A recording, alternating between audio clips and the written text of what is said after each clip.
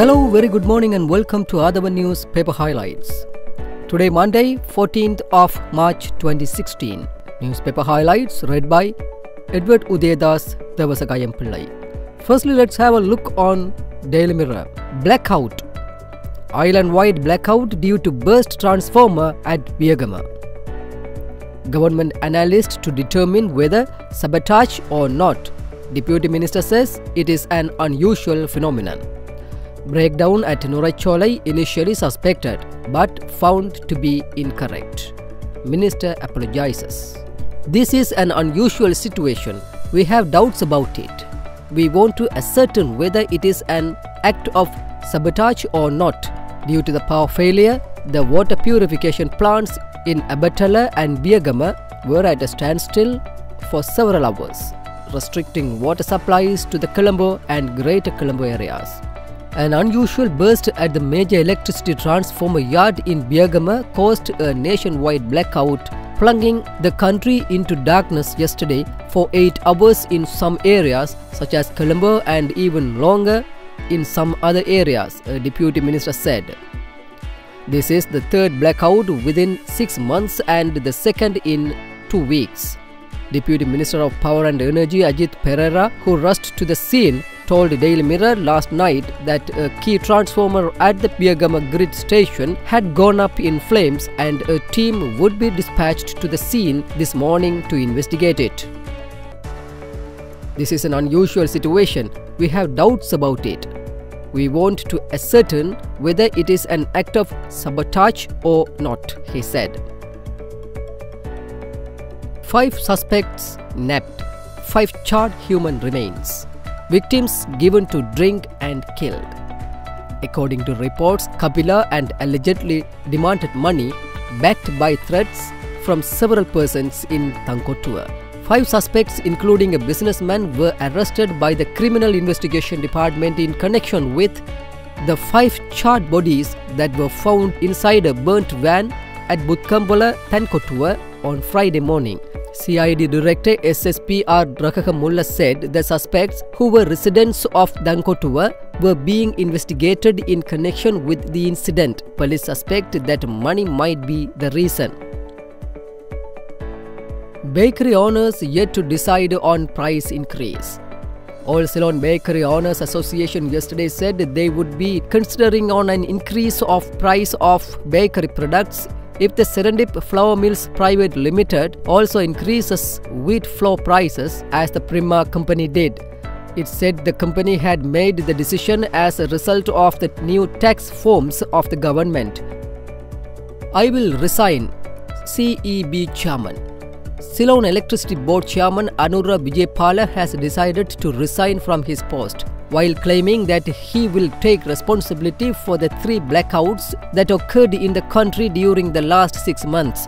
There was nobody to take responsibility for the 3 blackouts during the last 6 months, so I have decided to take responsibility and will send in my resignation letter to the minister soon after power is restored today, Mr. Vijaypala told the Daily Mirror last evening.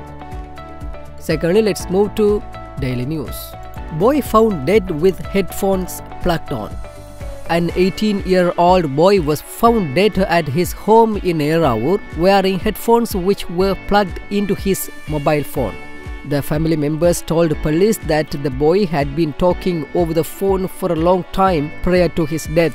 Family members found him lying motionless and following medical examinations, he had been pronounced dead.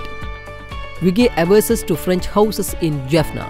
Northern Province Chief Minister C.B. Vigneswaran, objecting to the houses put up by a French company in Tellipalai and Kopai for the displaced people, said these houses do not suit for the people in the north.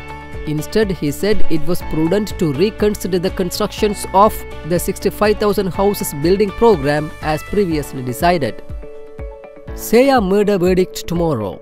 The verdict on the Seya Sadavumini murder is due to be delivered tomorrow by Negombo High Court Judge Champa Janaki Jayaratna. The verdict will be based on the biological traces of the perpetrator found on Sadavumi's body. Criminal charges have been filed against Saman Jayalath, the main suspect in the Seya Sadavumini murder case. The Attorney General filed charges against Jayalath over kidnapping, sexual molestation and rape. The trial of case completed within 184 days and the verdict is scheduled to be given after 184 days since the day the crime was committed. Finally, let's move to Ceylon today. India bails out Sri Lanka. Indian cabinet approves $700 million swap. In what seemed like bailing Sri Lanka out from its imminent economic crisis, Indian Cabinet of Ministers this week gave the nod to provide another $700 million swap to Sri Lanka's central bank. The facility will be available for 3 months or until a deal is reached with the International Monetary Fund, India said. Earlier, Sri Lanka has received a $400 million currency swap from Reserve Bank of India's facility for South Asia, taking the total support to the island's monetary authority to $1.1 billion. Proceeds of the $400 million 3-month swap had arrived in Sri Lanka on 8 March. The swap could be extended. Sri Lanka borrowed $400 million from RBI's in 2015 facility for countries in the South Asian Association for Regional Cooperation (SAARC), but rapid is 6 months later. Each country could borrow from $100 to $400 million from the program. Basil vehemently denies allegations. Fires off a letter through lawyer in response. Former Minister for Economic Development Basil Rajapaksa, who is also the brother of former President Mahinda Rajapaksa, vehemently denied allegations of treachery and added that he did not pay slain LTTE leader Prabhaharan $2 million soliciting the latter's help during the 2005 presidential election. With that, let's come to an end of today's paper highlights.